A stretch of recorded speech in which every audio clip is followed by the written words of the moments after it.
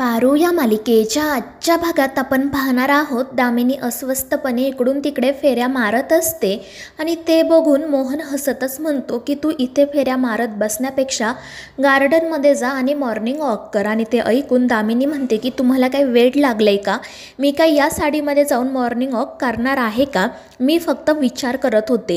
आणि ते ऐकून मोहन हसतच म्हणतो की तू कशाचा विचार करतेस आता. तर दामिनी म्हणते की ती प्रिया आधी आपल्या घरात नोकर होती, मग तिने प्रीतमला तिच्या जाळ्यात ओढलं आणि आता ती या घरात सून म्हणून आली आहे. म्हणजे या घरातील नोकर या घरच्या सुना होतात. आता बघा ना, आता पारू या घरामध्ये नोकर आहे आणि ती सतत आदित्यच्या पुढे मागे करत असते. म्हणजे उद्या ती सुद्धा आदित्यसोबत लग्न करून या घरात आली तर कसं वाटेल ते. आणि ते ऐकून मोहन म्हणतो की दामिनी तू उगाच काहीतरी बोलू नको. सगळ्यात महत्त्वाचं म्हणजे प्रिया या घरात नोकर नव्हती, तर ती आपल्याकडे काम शिकण्यासाठी आली होती आणि आता ती या घरची सून आहे आणि वहिनींच्या लाडक्या भावाची मुलगी. असा भाऊ ज्याच्यासाठी वहिनी स्वतःचा जीव द्यायला तयार होतील आणि कोणाचा जीव घ्यायला सुद्धा मागे पुढे बघणार नाही. त्यामुळे ना तू त्या प्रियापासून थोडी लांबच राहा, उगाच तिच्या नादी लागू नको. आणि ते ऐकून दामिनी म्हणते की मी कशाला त्या प्रियाच्या नादी लागू, मी तर या घरची मालकीण आहे. आणि ते ऐकून मोहन म्हणतो की मालकीण आहेच ना, मग तशीच वाग. आणि तो तेथून निघून जातो. दामिनी मात्र म्हणत असते की मी तर त्या प्रियाच्या नादी लागणार नाही, पण तिला माझ्या नादाला लावू शकते. त्यानंतर दुसरीकडे गणेश शाळेत जाण्यासाठी निघालेला असतो, पण तितक्यात आदित्य त्या ठिकाणी येत त्याला थांबवतो आणि मग तो गणीला एक बॉक्स देत म्हणतो की यामध्ये एक गिफ्ट आहे आणि ते तुझ्या पारुताईला जाऊन दे. आणि ते ऐकून गणी तर खूप खुश होतो आणि आदित्यला म्हणू लागतो की आदित्य सर, माझं गिफ्ट कुठे आहे. आणि त्यावर आदित्य म्हणतो की मी तुझ्यासाठी तर काहीच घेऊन आलो नाही, पण मी आज तुझ्यासाठी सुद्धा गिफ्ट आणेल. मात्र ते ऐकून गणी नाराज होतो. तो म्हणत असतो की हे बरं आहे तुमचं, लहान मुलांसाठी तर तुम्ही काहीच गिफ्ट आणत नाही, उलट त्यांच्या हातून गिफ्ट पाठवता. आणि ते ऐकून आदित्य म्हणतो की हा खरंच खूप आगाऊ झाला आहे. आणि मग तो गणीला मनवत म्हणतो की मी आज तुझ्यासाठी नक्की गिफ्ट घेऊन येईल, पण हे गिफ्ट तू तुझ्या पारुताईला दे. आणि मग गणी गिफ्ट देण्यासाठी घराकडे जाण्यासाठी निघतो, पण तितक्यात दामिनी त्या ठिकाणी येताना गणीला थांबवते. ती गणीला विचारत असते की या वेळेला तर तू शाळेत जात असतो ना, मग आता पुन्हा घराकडे का चाललाय, काय झालंय आणि तुझ्या हातात हा कशाचा बॉक्स आहे. त्यावर गणी पटकन म्हणून जातो की हे गिफ्ट आहे. तर दामिनी विचारू लागते की कशाचं गिफ्ट आणि कोणी दिलं, कोणासाठी दिलं. तर गणी तिला खोटंच सांगतो की काल घरात लग्न झालं ना, मग अहिल्या मॅडम सगळ्यांना गिफ्ट देत आहेत, माझ्या हाताला हे बॉक्स लागलं, मी पटकन घेऊन आलो. आणि ते ऐकून दामिनी खुश होते. तिला असं वाटतं की आता अहिल्याकडून तिला देखील गिफ्ट मिळेल. तर गणीसुद्धा हसतच तिला सांगतो की दामिनी मॅडम तुम्ही पटकन जा, म्हणजे तुम्हालासुद्धा छान गिफ्ट मिळेल. आणि ते ऐकून दामिनी लगेच अहिल्याकडे जाण्यासाठी निघते. तर गणी घरी येतो. तो पारूला आवाज देत बाहेर बोलावून घेतो. पारू त्याला काय झालं ते विचारते. तर गणी ते बॉक्स पारूकडे देत म्हणतो की हे घे ताईडे, आदित्य सरांनी तुझ्यासाठी दिलंय. आणि ते ऐकून पारूला खूप आनंद होतो. तिथे उघडून बघते तर त्या बॉक्समध्ये पैंजण असते आणि ते पैंजण बघून पारू खूप खुश होते.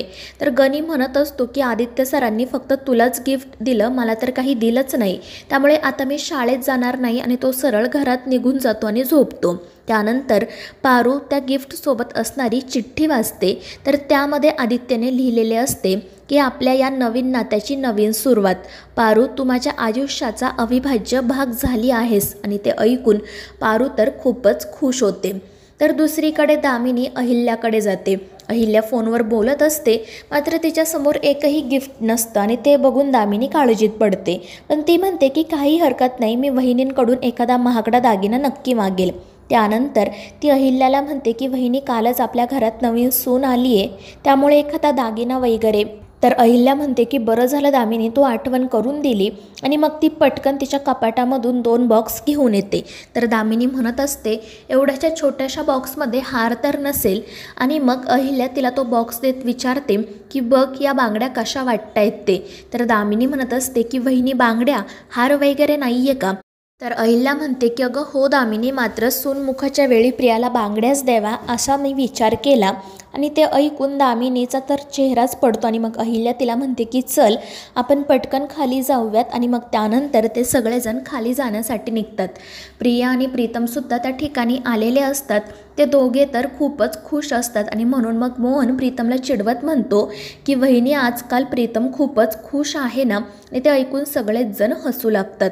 त्यानंतर आदित्य म्हणतो की आई, आता या दोघांचं लग्न झालं आहे तर आपण त्यांना कुठेतरी हनीमूनला पाठवूयात.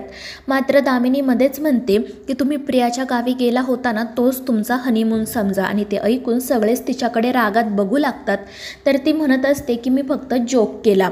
तर मग मोहन मुद्दाम म्हणू लागतो की हनीमून वगैरे काही नाही, आता प्रीतमला ऑफिस जॉईन करायला सांगा. तर आदित्य म्हणतो की हो ना, त्या दिशाने खूप घोळ घालून ठेवलेत, त्यामुळे ते सगळे घोळ निस्तरायला प्रीतमच हवा. आणि ते ऐकून प्रीतमचा चेहराच पडतो. आणि मग अहिल्या त्याला सांगते की ते सगळं बाजूला राहू द्या, आधी मला सगळं देवाधर्माचं कार्य पार पाडू द्या आणि मग आपण बघूयात पुढे काय करायचं ते. आणि त्यावर सगळेच जण हो म्हणतात. तर दुसरीकडे पारूने कुंकवाचं पाणी तयार केलेलं असतं. सावित्रीसुद्धा तिच्यासोबतच असते. ती पारूला म्हणत असते की पारू, खरं तर तू या घरची मोठी सून आहेस, हे सगळे रीतिरिवाज तुझ्यासोबत व्हायला हवेत, मात्र तू सगळं काही व्यवस्थितपणे पार पाडतेस तुझं कर्तव्य समजून. आणि बाळा, मला खरंच तुझं खूप कौतुक वाटते. तर पारू म्हणत असते की सावित्री आत्या, तुम्ही माझा विचार करताय ना, हेच माझ्यासाठी खूप आहे. आणि तितक्यात आदित्य त्या ठिकाणी येतो. तो पारूला विचारतो की हे तू काय करतेस. तर पारू सांगू लागते की बाहेर खेळ खेळायचे आहेत ना, त्याचीच मी तयारी करत होते.